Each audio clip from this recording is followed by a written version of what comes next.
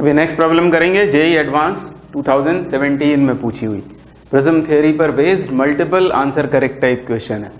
For an isosceles prism of angle A and refractive index mu it is found that angle of minimum deviation delta M equals to A which of the following is are correct.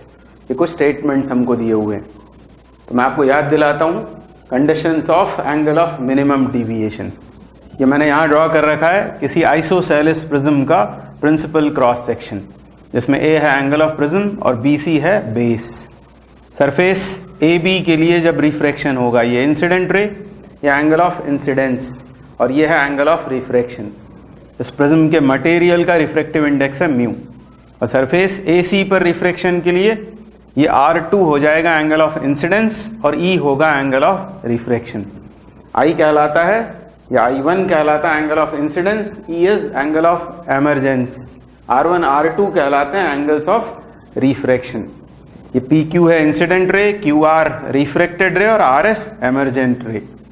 तो PQ यानी incident ray को forward extend करें और RS मतलब emergent रे को backwards, तब यहाँ जो एंगल फॉर्म होता है उसे कहते हैं एंगल ऑफ डिविएशन।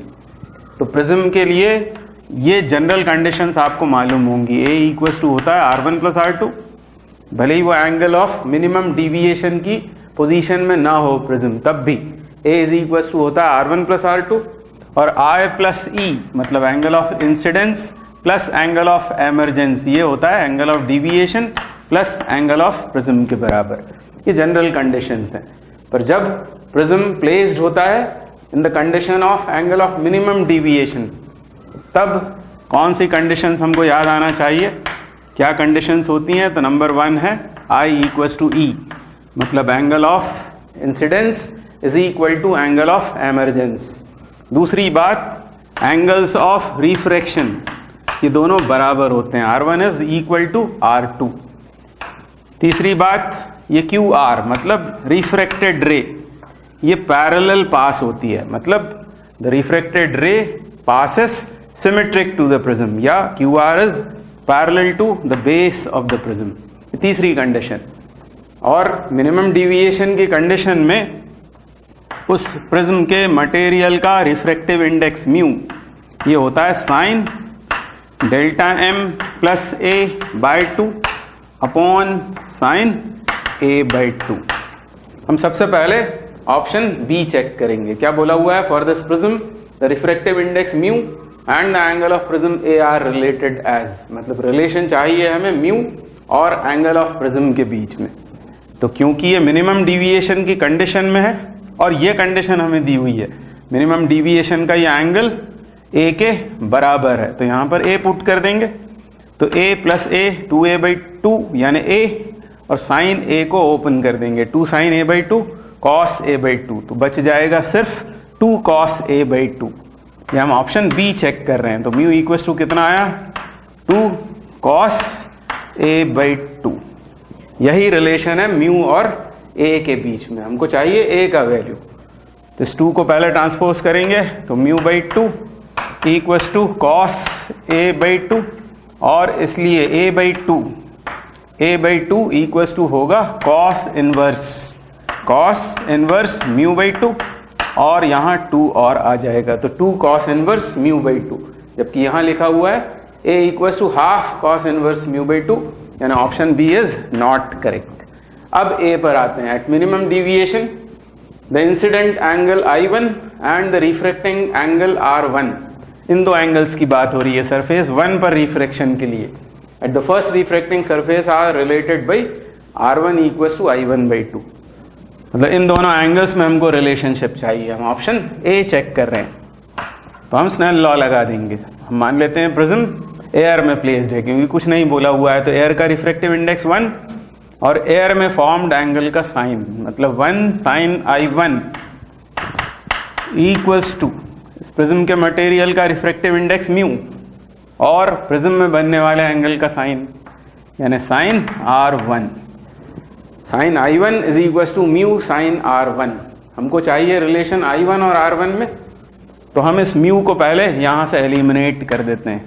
म्यू की जगह हम क्या पुट कर सकते हैं? तो यहाँ हमने अभी देखा था म्यू इक्वल्स टू है 2 cos A/2, 2 cos A by 2, और R1 क्योंकि दोनों एंगल्स बराबर हैं तो A इज इक्वल टू हम क्या लिख सकते हैं, R1 प्लस R2 में दोनों को यदि R1 लिख देंगे तो 2R1, A equals to 2R1, और हमें यहाँ वैल्यू सब्सटीट्यूट करना है R1 की, तो R1 बराबर होगा A by 2 यानी साइन A by 2। तो ये बन गया फॉर्मूला साइन A का। तो क्या मिल गया हमको, I1 इक्वल्स टू A, और A को हम क्या लिख सकते हैं, यहाँ से A को हम लिख सकते हैं 2R1, और इसलिए R1 हमें चाहिए, तो R1 बराबर हो गया I1 अपॉन 2। तो R1 is equal to I1 upon 2, यानी ऑप्शन A इज करेक्ट। फिर C में बोला है for the angle of incidence I1 equal to A, और I1 बराबर A कब होता है, जब वो प्रिज्म होता है in the condition of angle of minimum deviation, तब the ray inside the prism मतलब refracted ray is parallel to the base, यानी ऑप्शन सी भी थियोरेटिकली हमको मालूम है कि करेक्ट है। तो option C is correct, A is correct, B is incorrect. अब डी को चेक करना है, तो डी के लिए थोड़ा कैलकुलेशन लगेगा, इन कंडीशंस को हमको याद रखना है। मैं इसको रब कर दूंगा और फिर आगे हम सॉल्व करेंगे ऑप्शन डी के लिए। आगे बढ़ते हैं, अब ऑप्शन डी चेक करते हैं। For this prism the emergent ray at the second surface will be tangential to the surface when the angle of incidence at first surface is, मतलब हमको I1 का वैल्यू चाहिए इन टर्म्स ऑफ A, मतलब angle of prism. अब यहाँ बोला है for this prism, for this prism का मतलब यह है कि म्यू कितना होगा, तो अभी हमने डिराइव किया था म्यू है 2 cos A by 2 के बराबर, इसे हम यूज करेंगे आगे। फिर बोला हुआ है I1 हमको फाइंड करना है किस कंडीशन में, जब सेकेंड सरफेस पर जब रिफ्रैक्शन हुआ तब एमर्जेंट रे सरफेस से टेंजेंशियली पास होती है, जैसा मैंने यहाँ दिखाया हुआ है। प्रिज्म वही है जिसका रिफ्रैक्टिव इंडेक्स म्यू है, बस अब वो मिनिमम डिविएशन की कंडीशन में नहीं है। जो एमर्जेंट रे है वो यदि सरफेस AC से पास हो रही है, इसका मतलब यहाँ फॉर्म होने वाला ये एंगल क्रिटिकल एंगल है। ये यदि क्रिटिकल एंगल है, हम जानते हैं A बराबर होता है R1 प्लस R2, तो इसे यदि हम X बोलें, सरफेस 1 पर जो एंगल ऑफ रिफ्रैक्शन है X प्लस C, यह है R2, तो हमको चाहिए था X, वो मिल गया हमको A माइनस C। तो ये जो एंगल है यहाँ सरफेस 1 पर रिफ्रैक्शन में एंगल ऑफ रिफ्रैक्शन वो है A माइनस C, तो यहाँ स्नेल लॉ लगा देंगे। तो क्या लिखना होगा हमको, 1 sine I1 equals to mu, mu इस प्रिज्म के मटेरियल का रिफ्रैक्टिव इंडेक्स और इसमें बनने वाले एंगल का साइन, यानी A माइनस C, और इसको साइन A माइनस बी के फॉर्मूले से ओपन कर लेंगे। तो sign I1 equals to mu, क्या लिखना है मुझे, sine A cos B minus cos A sine B। अब साइन C कितना होगा, साइन C होगा 1 अपॉन म्यू के बराबर। ये हम क्रिटिकल एंगल वाले टॉपिक में पढ़ चुके हैं, sine C is equal to 1 by mu. और यदि ये 1 बाई म्यू है, एक राइट ट्रायंगल यहाँ बनाए, ये एंगल यदि C है, साइन C मतलब ये है 1 और हाइपोटेन्यूज है म्यू के बराबर, तब बेस कितना होगा, तो बेस होगा under root of mu square minus 1, यानी हमको यहाँ से कॉस C का भी वैल्यू मिल गया। कॉस C कितना होगा, बेस मतलब ही under root of mu square minus 1 base upon hypotenuse यानी म्यू। तो कॉस C की ये वैल्यू हम यहाँ सब्सटीट्यूट करेंगे।